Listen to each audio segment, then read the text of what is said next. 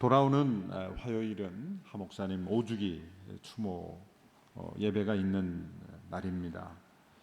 오전은 가족 중심으로 양지에서 드리고요. 저녁 7시 30분에 이곳에서 우리 성도님들과 함께 5주기 추모 예배를 함께 가집니다. 참여하셔서 함께 큰 은혜 나누시고 또 하 목사님의 비전과 또 그 삶을 기억할 뿐만 아니라 우리가 이어가는 귀한 시간이 되었으면 좋겠습니다. 한 주 동안 영상으로 또 하영조 목사님 영상 설교로 진행을 합니다. 기억해 주시기를 바랍니다. 생명의 삶 8월은 여호수아 말씀을 계속해서 묵상합니다. 무더운 여름 저희가 하나님의 말씀과 더불어 승리할 수 있게 되기를 바랍니다. 기도하겠습니다. 하나님 아버지 감사합니다. 귀한 선교사님들을 파송하고 지상 명령에 순종하는 교회로 나아갈 수 있게 하신 것을 감사합니다. 사도행전적 교회로 주님 앞에 온전히 헌신할 때 오늘 파송되는 귀한 선교사님을 통하여 보내는 우리들만이 아니라 보냄받은 교회로서 주님 앞에 더 가까이 나아가는 오늘의 교회가 되게 하여 주시옵소서. 전 세계에 사역하고 있는 917명의 모든 선교사님들을 강건하게 하여 주시옵시고 그들이 있는 곳마다 주의 나라가 임하는 주의 백성들로 변화되는 놀라운 은혜가 넘치게 하여 주시옵소서. 기록된 말씀을 통하여 우리에게 들려주시는 하나님의 음성을 듣기를 원합니다. 말씀하여 주시옵소서. 예수님의 이름으로 기도하옵나이다. 아멘. 세상에서 제일 긴 여행을 30cm의 여행이라고 그러죠. 머리에서 가슴까지의 여행을 일컫는 말입니다. 머리로 지식으로 아는 것과 마음으로 삶으로 행하는 것의 차이가 그만큼 크다는 것을 말하고 있습니다. 요나가 니느웨 성에 가서 하나님의 메시지를 전했을 때 놀라운 일들이 일어났습니다. 니느웨 성 전체가 다 회개하고 돌이킨 것입니다. 하나님은 그들의 돌이킴을 받으셨고 또 그들에게 내리기로 작정하셨던 진노를 돌이키시고 용서하셨습니다. 하나님은 그들의 회개를 기뻐하셨습니다. 그렇다면 하나님의 선지자인 요나도 하나님과 함께 기뻐하며 니느웨의 회개를 기뻐하며 하나님의 그 용서하심에 감사하며 찬양하는 것이 마땅할 것입니다. 그러나 요나는 기뻐하지 않았습니다. 기뻐하지 않을 정도가 아니라 분노했습니다. 1절 말씀에 보면 요나는 몹시 기분이 상했고 화가 났다라고 말했습니다. 직역하면 마음을 주체할 수 없을 정도로 분노에 사로잡혔다라는 그런 뜻입니다. 니느웨 회개에 대해서 기뻐하시는 하나님, 또 니느웨 회개에 대해서 정반대로 분노하는 요나의 모습, 이 대조되는 모습이 바로 요나서의 핵심 메시지입니다. 요나가 전한 메시지를 통해 회개하는 니느웨의 백성들에 대해 하나님이 얼마나 기뻐하시고 돌이키시고 그 진노를 거두시는 하나님의 모습과 정반대로 불쾌해하고 분노하고 그리고 여전히 미움에 사로잡혀 있는 이 요나의 대조되는 모습을 우리에게 보여주시는 것입니다. 요나의 모습은 매우 안타깝고 슬픈 모습입니다. 하나님은 노하기를 더디하셨지만 요나는 즉시로 분노했습니다. 하나님은 그 진노를 거두셨지만 요나의 마음속에는 불같은 진노가 활활 타오르고 있었던 것입니다. 안타깝고 슬픈 모습입니다.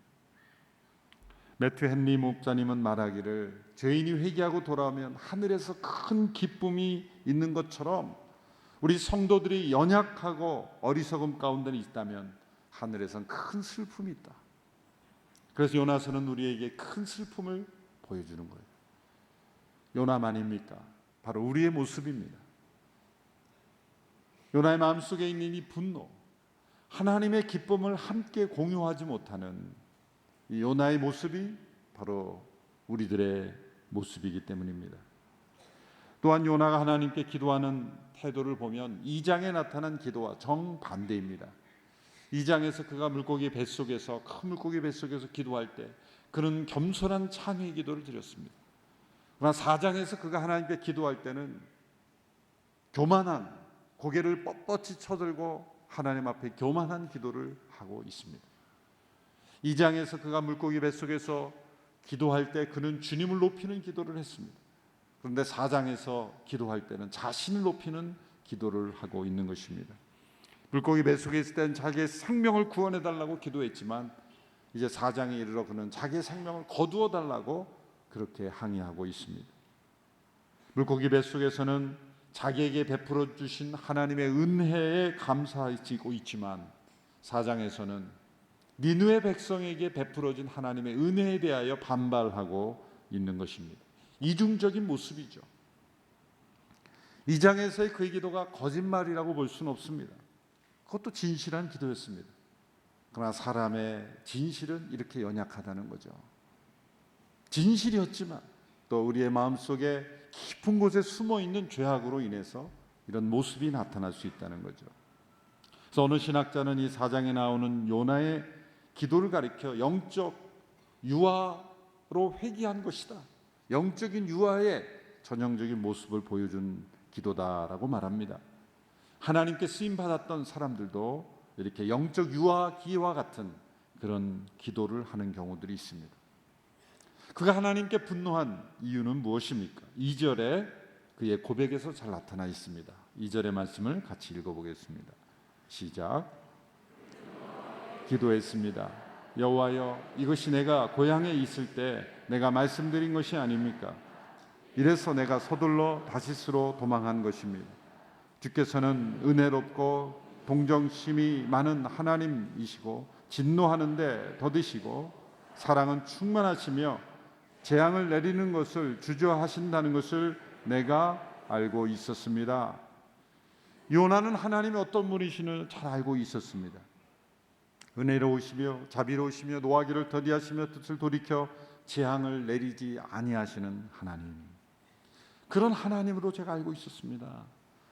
요나가 이 하나님을 이렇게 묘사한 것은 틀림없이 그가 과거 모세 시대에 이스라엘 백성들이 모세가 시내산으로 율법을 받으러 올라갔을 때 더디 내려오자 금송아지를 만들었죠. 아론과 더불어서 금송아지를 만들어 이 금송아지가 바로 우리를 애굽에서 인도해낸 신이다라고 해서 우상을 숭배했습니다. 하나님이 그 백성을 진멸하시기로 진노하셨지만 모세의 간절한 중보의 기도로 하나님께서 뜻을 돌이키셨어요. 그리고 나서 하신 말씀이 출애굽기 34장 6절에서 7절의 말씀입니다.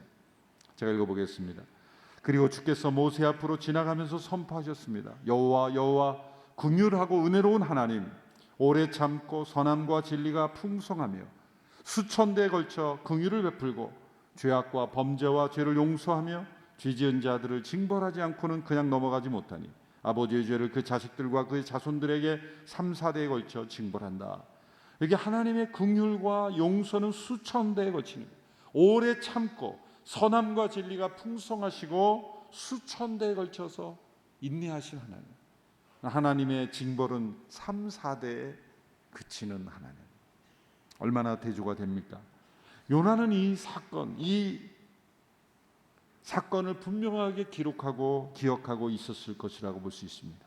하나님께서는 회개하는 자에게 진노를 거두시고 용서하기를 기뻐하시는 하나님이라는 것을 머리로 알고 있었습니다. 역사 속에 행하신 하나님의 역사를 기억하고 있었습니다. 그러나 그의 마음은 하나님의 마음을 품지 못했습니다. 그가 아는 하나님은 지식 속의 하나님이었지 삶의 하나님이 아니었던 것입니다.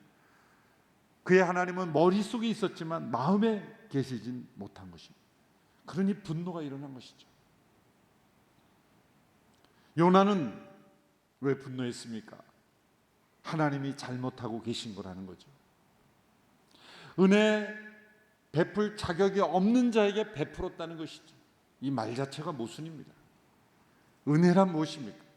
받을 자격이 없는 자에게 줄 의무가 없는 존재가 주는 것이 은혜입니다. 은혜는 이 두 가지 조건이 합당해야 됩니다. 조금도 의무가 없는 자가 받을 자격이 없는 자에게 주어지는 것이 은혜입니다. 그것이 은혜다운 은혜인 거예요. 하나님은 니느웨 백성들에게 은혜다운 은혜를 베풀어 주신 것입니다. 최근 두란노에서 번역된 책 가운데 미국 리디머 교회의 담임이신 팀 켈러 목사님이 쓰신 책이 있습니다. 이 탕부 하나님이라는 제목으로 번역이 됐는데요. 원제는 The Prodigal God 이렇게 되어 있습니다. Prodigal이라는 것은 원래 누가복음 15장에 나오는 탕자를 Prodigal son이라고 그러죠. 방탕한 아들, 그럴 때 Prodigal이라는 단어 쓰는데 그 단어를 하나님께 붙였어요. 누가복음 15장에 나오는 집을 나가 방탕하게 살던 둘째 아들이 돌아왔을 때 그 아버지가 그 아들을 용서하고 제일 좋은 옷을 입히고 잔치를 베풀고 기뻐하고 용서하는 그 비유, 예수님께서 그 누가복음 15장의 비유는 비유 중의 비유요, 복음의 핵심을, 우리 하나님이 어떤 분이고 인간이 어떤 존재이고 예수님이 어떤 분인가를 가장 잘 보여주는 너무 중요한 비유죠. 그 비유를 해설한 책인데요, 여러분 꼭 한번 사서 읽으시기 바랍니다. 두란노에서 부탁해서 제가 광고하는 게 아니라 제가 읽고 감동을 받아서 기독교 고전이 될 수 있는 아주 중요한 책이에요. 그런데 왜 이 프로디걸이라는 하나님을 탕부 하나님이라고 비유했을까? 사실 충격적인 단어죠. 이 비유의 핵심은 사실 방탕한 아들이 돌아오는 건 맞습니다. 한 부분입니다. 그런데 그보다 더 중요한 것은 왜 그 비유가 주어졌는가죠. 15장 1절에 보면 예수님께서 죄인들과 함께 식사하시고 그들과 함께 그들의 친구가 되어주신 것에 불만을 가진 서기관과 바리새인들을 향하여 이 비유를 가르치신 거예요. 그 비유에 보면 아버지는 환영하고 잔치를 베풀고 동네 사람들을 초청해서 그 아들의 귀향을 환영하는데 그 잔치에도 들어가지 않은 한 인물을 묘사하고 있죠. 그것은 바로 첫째 아들이었습니다. 자신의 동생이 방탕한 삶을 살다가 돌아온 것을 기뻐하지 않습니다. 아버지의 용서를 못마땅히 합니다. 아버지의 은혜는 잘못된 것이라고 반발하는 것이죠. 나는 아버지의 명을 어긴 적이 없이 모두 한 번도 아버지의 명을 어긴 적이 없이 집안에서 이렇게 순종하며 살았는데 저렇게 아버지의 유산을 가지고 방탕하게 살다 돌아온 아들을 왜 받아들여 주느냐 이거예요. 아버지의 사랑은 무모해 보입니다. 아버지의 사랑은 이해할 수 없는 과도한 은혜라는 거죠. 마땅히 저런 아들은 받아들이지 말아야 되는데 지금은 배가 고파서 돌아왔다고 말할 수 있지만 언제 또 나갈지도 모를 것 같은데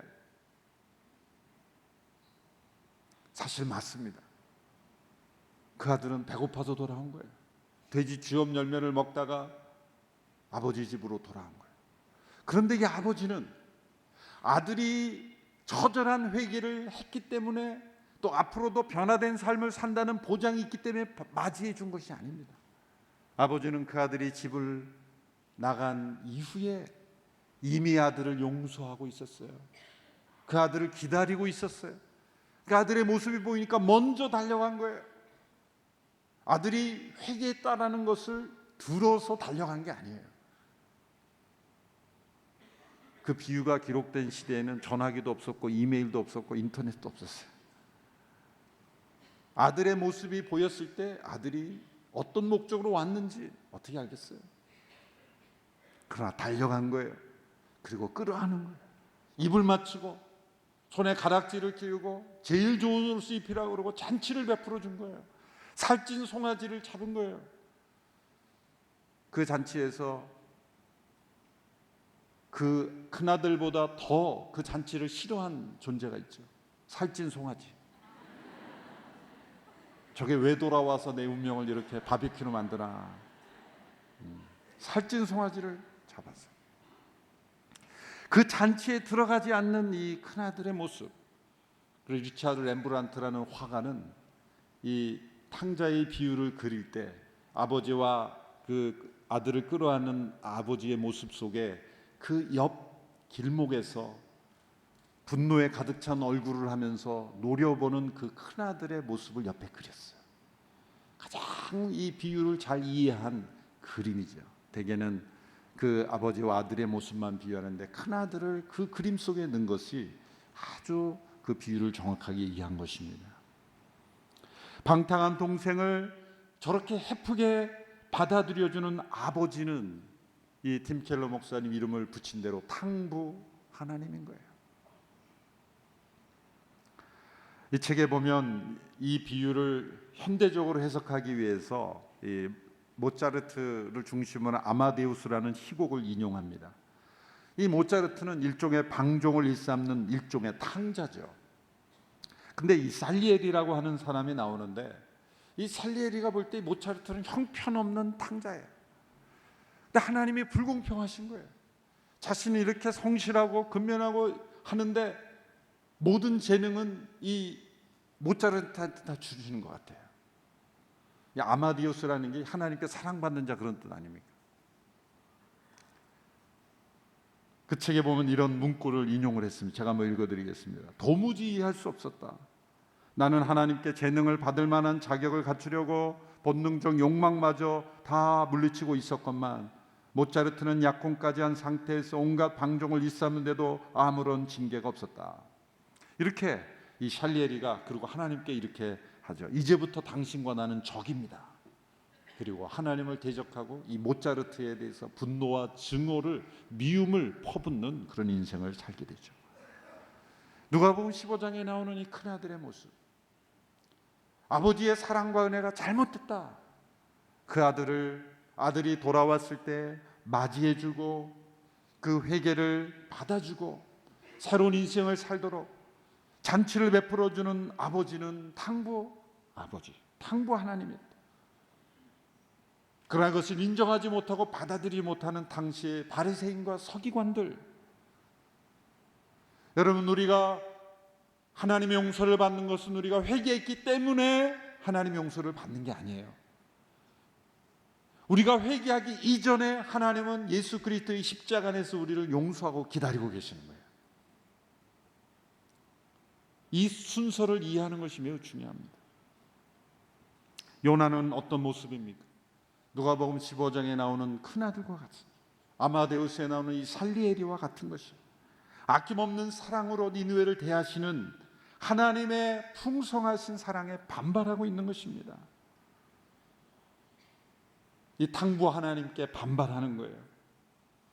이 악한 니느웨 사람들에게는 하나님의 은혜가 부어져서는 안 된다라고 주장하고 있는 것입니다. 이것이 요나의 분노입니다. 그래서 그는 자신의 불순종을 합리화하지 않았습니까? 하나님 이러실 줄 알았기 때문에 얘가 다시스로 가진 것이 아닙니다. 다시스로 간 것 아닙니까? 제가 여기 오지 말았어야 합니다. 자기의 불순종을 옳은 행동이었다고 합리화하고 있는 것입니다. 요나의 머릿속에는 하나님이 어떤 분인지를 잘 알았지만 마음으로는, 삶으로는 알지 못하고 있습니다. 그뿐만이 아닙니다. 요나는 하나님께 자신을 죽여달라고 간청합니다. 3절을 보십시오. 여호와여, 이제 제발 내 목숨을 가져가십시오. 내가 사는 것보다 죽는 것이 편히 낫겠습니다. 죽겠다고 하는 거죠. 사람은 왜 자기가 죽겠다고 말합니까? 내가 옳은데 받아들여지지 않을 때 죽고 싶을 만큼 괴로울 때가 있어요. 바로 요나의 모습이에요. 구약에 보면 요나처럼 또 죽겠다고 아우성친 사람이 있죠. 엘리야입니다. 아합과 이세벨에게 하나님의 심판을 예언한 뒤에 그는 광야로 도망가서 차라리 하나님 나를 죽여주십시오라고 말합니다. 왜 이 요나와 엘리야가 죽겠다고 그렇게 말했을까요? 어떤 때 이런 현상이 나올까요? 하나님의 쓰임을 받고 하나님의 도구가 되는 사람이 왜 이렇게 죽겠다고 하는까지 나올까요? 그 공통점은 뭡니까? 하나님께서 포기하지 않으신다는 거예요. 하나님, 요나는 니느웨에 대해서 보내시고 포기하지 아니하시고, 하나님이 엘리야를 아합과 이세벨에게 보내시고 포기하지는 않으시는 거예요. 엘리야도 아합과 이세벨을 상대하기 싫었을지도 몰라요. 하나님이 나에게 주신 사명으로 받아들이기 싫은 거예요. 그런데 끝까지 포기하지 않고 보내시는 거예요. 죽기보다도 싫은 겁니다. 그 일을 하는 것이. 차라리 죽는 것이 낫겠다. 여러분, 때로 우리의 삶에 죽기보다 싫은 것이 내 앞에 놓여질 때가 있어요.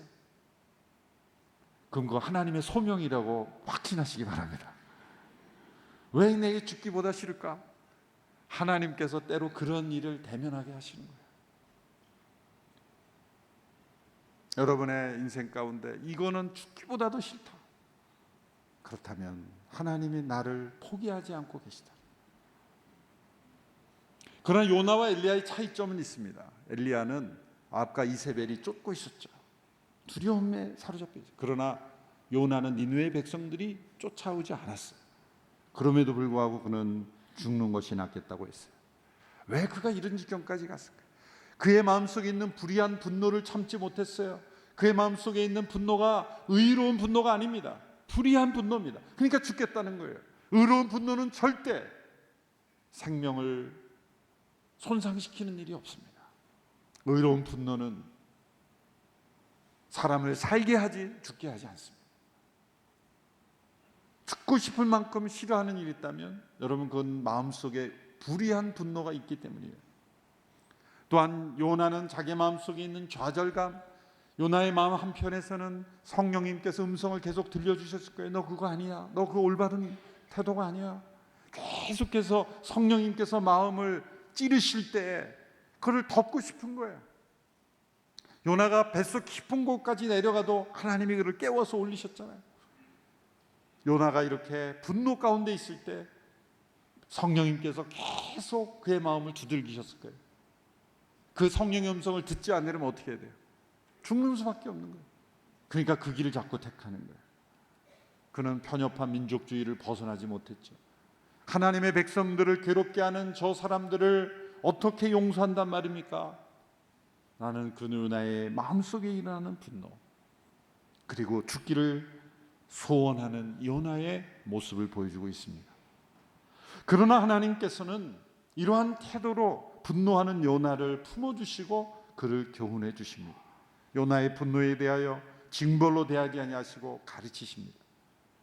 여러분, 질문과 가르침은 사랑이 있을 때 나오는 것입니다. 정말 싫은 사람은 내버려 둡니다. 하나님은 요나를 포기하지 아니하셨기에 니느웨를 사랑하시듯이 요나도 사랑하셨기에 그에게 세 가지 질문을 던짐으로써 그를 가르쳐 주십니다.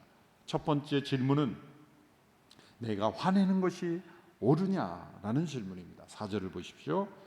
같이 읽겠습니다. 시작. 그러나 여호와께서 말씀하셨습니다. 내가 화내는 것이 옳으냐? 범죄한 아담과 하와에게 아담아 내가 어디 있느냐 질문하신 하나님. 예수님을 부인한 베드로에게 내가 나를 사랑하느냐 질문하신 예수님.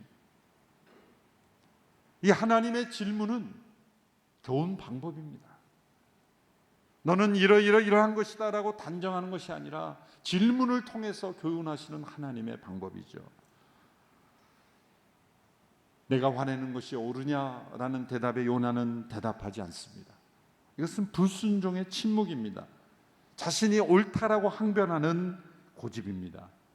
그는 이 하나님의 질문에 대답하지 않은 채 성 밖으로 나가서 자기를 위하여 초막을 짓고 앉았습니다.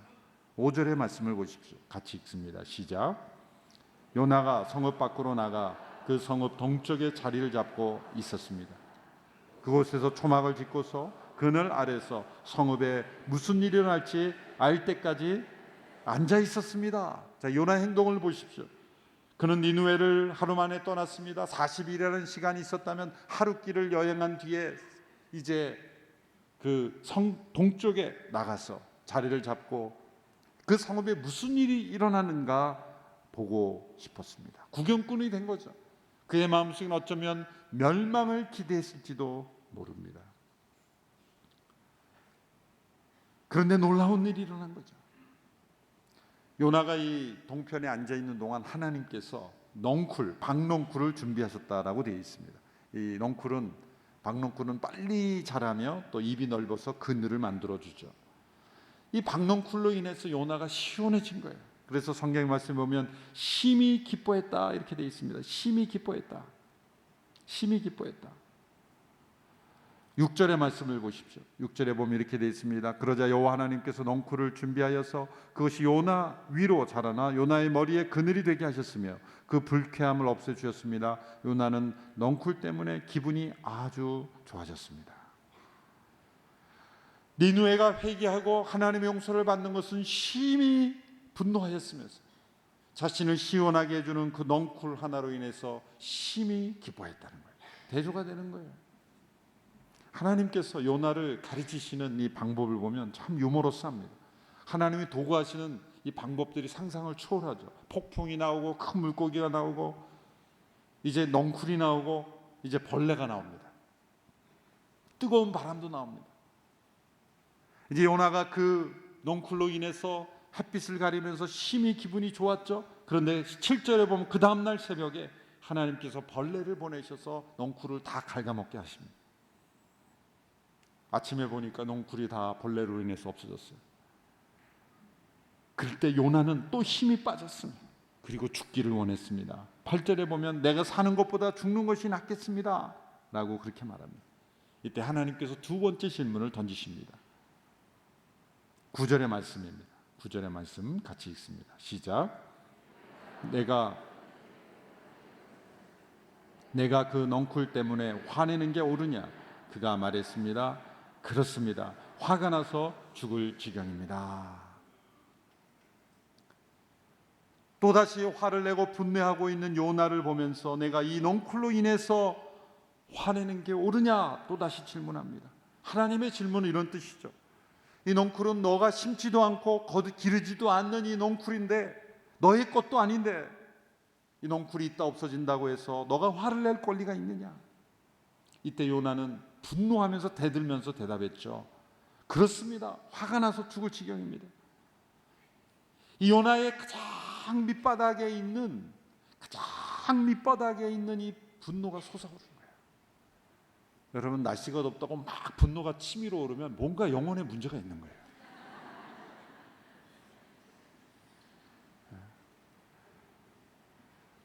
보십시오. 우리의 마음속에 영혼이 날씨가 조금 더워진 거로 인해서 막 분노가 치밀하면 바로 요나의 모습이에요. 사람의 그 영혼이 고갈되면은요, 조그만 거 하나도 분노가 막 치밀어요. 모든 종류의 분노는 사실 다 하나님께 대한 분노입니다. 내 안에 일어나는 분노의 원인을 가만히 보세요. 화내지도 않아도 될 거예요. 점잖게 이렇게 좋은 말로 할 수도 있는 거를 막 분노가 치밀어 오는 건 사실은 궁극적으로는 다 하나님께 대한 분노예요. 지금 요나는 지금 하나님께 분노하고 있는 거예요. 그러니까 박농쿨 하나가 있다 없어져도 지금 화가 나는 거예요. 갑자기 뭘 메모하려는데 펜이 없어요. 펜이 없어서 화가 나는 거예요. 막 화를 내는 거예요. 이게 다 연결이 되어 있는 거예요. 사실 넝쿨이 있다 없어져서 화난 게 아니라 지금 요나가 하나님께 화가 나 있는 것을 자꾸 환경에 분풀이 하는 거예요. 하나님 걸 지금 드러내고 계십니다. 드러나고 계십니다. 여러분, 날씨가 이렇게 무더워지는 것, 우리의 영혼이 성숙할 수 있는 계기예요. 아무리 더워도 나는 화가 안 나. 더워서 화나고 비 와서 화나고 추워서 화나고 온통 1년 365일 다 분노 중독에 살아가는 거예요. 하나님께서는 이 넝쿨이 없어지면 요나가 어떤 반응을 할지를 잘 알고 있었어요. 하나님은 이 요나의 좁고 좁은 마음을 드러내십니다. 12만 명이 되는 니느웨 백성들이 회개하고 돌아오는 것은 전혀 기뻐하지 못하고 박농쿨 하나로 자기의 머리, 자신의 생명, 그 햇빛 잠깐 가리는 것을 심히 기뻐하는 인간의 얄팍한 마음을 드러내시는 겁니다. 얼마나 초라한 모습입니까? 하나님의 그 위대하고 놀라운 사랑 앞에 우리의 마음이 얼마나 좁고 좁은지를 보여주는 거예요. 밥을 먹다가 거기에 돌이 하나 나오면 분노가 일어나는 거예요. 여러분, 우리의 마음이 넓어져야 될 줄로 믿습니다. 세 번째 질문이 이어집니다. 10절에서 11절, 가장 중요한 말씀이죠. 우리 같이 한 목소리로 읽어보겠습니다. 시작. 여호와께서 말씀하셨습니다. 내가 가꾸지도 않고 기르지도 않은 넝쿨도 너는 아꼈다. 하룻밤 사이에 자라나 하룻밤 사이에 죽어버렸는데도 말이다. 그런데 왼쪽과 오른쪽도 구별하지 못하는 사람들이 12만 명이나 있고 가축도 많이 있는 이 큰 성읍 니느웨를 내가 아끼지 않을 수 있겠느냐? 내가 아끼지 않을 수 있겠느냐? 이 세 번째 질문으로 요나서는 끝납니다. 끊임없이 말씀하시는 하나님께 요나는 아무 말도 대답하지 않습니다. 요나서는 선지자 요나의 침묵으로 끝납니다. 이 침묵이 반항인지 인정인지는 모릅니다. 그러나 반항에 가까운 거죠. 아무 대답이 없이 요나의 침묵으로 끝납니다. 요나의 침묵은 우리에게 공을 던지는 거예요. 오늘 우리들에게 이 하나님께서 질문하신다면 우리는 뭐라고 대답하실 것인가? 니느웨 회개를 기뻐하시고 니느웨로 요나를 보내셔서 그들을 변화시켜서 회개하는 걸 기뻐하시는 그 아버지의 마음을 품지 못하는 요나처럼 우리의 마음도 그저 내 가족 우리 민족만을 생각한다면 저 먼 곳에 오늘 파송되는 우리 선교사님들의 삶을 이해하지 못할 겁니다. 불필요한 것으로 여길 겁니다. 땅끝까지 복음이 증거되기를 원하시는 아버지의 마음을 이해하지 못할 겁니다. 우리 민족을 힘들게 한 민족들을 사랑하고 축복하는 것은 있을 수 없는 일이라고 말합니다. 다 요나의 좁은 마음이죠. 우리에게도 이런 요나 같은 연약한 마음이 있습니다. 내가 아끼는 것이 합당하지 않겠느냐? 어찌 내가 아끼지 않을 수 있겠냐는 질문 앞에 우리 어떻게 대답해야 됩니까? 하나님 옳습니다. 하나님이 그들을 용서하시고 그들을 찾기 위해서 그토록 기다리시고 그들의 구원을 위하여 투자하시는 것은 합당한 것입니다 라고 대답해야 하지 않을까요? 입술로만이 아니라 우리의 삶으로 행동으로 이 질문 앞에 대답하는 우리 모두가 될 수 있게 되기를 축원합니다. 기도하겠습니다.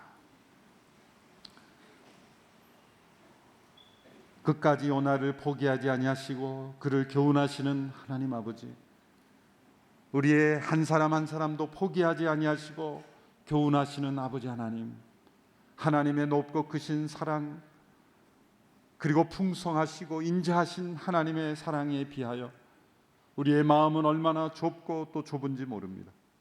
주님, 요나의 비좁은 마음이 우리의 마음입니다. 요나의 연약함이 바로 우리의 연약함입니다. 주님, 이 질문 앞에 올바로 응답하는 우리 모두가 되게 하여 주옵소서. 이 큰 성읍 니느웨를 내가 아끼지 않을 수 있겠느냐라고 말씀하시는 그 하나님의 질문 앞에 올바로 응답하는 우리 모두가 되게 하시고 온누리 교회가 되게 하여 주옵소서. 이 나라 민족과 그리고 한국 교회가 되게 하여 주시옵소서. 예수님의 이름으로 기도합나이다. 아멘. 다 같이 자리에 일어나셔서 함께 봉헌 찬양 드리겠습니다.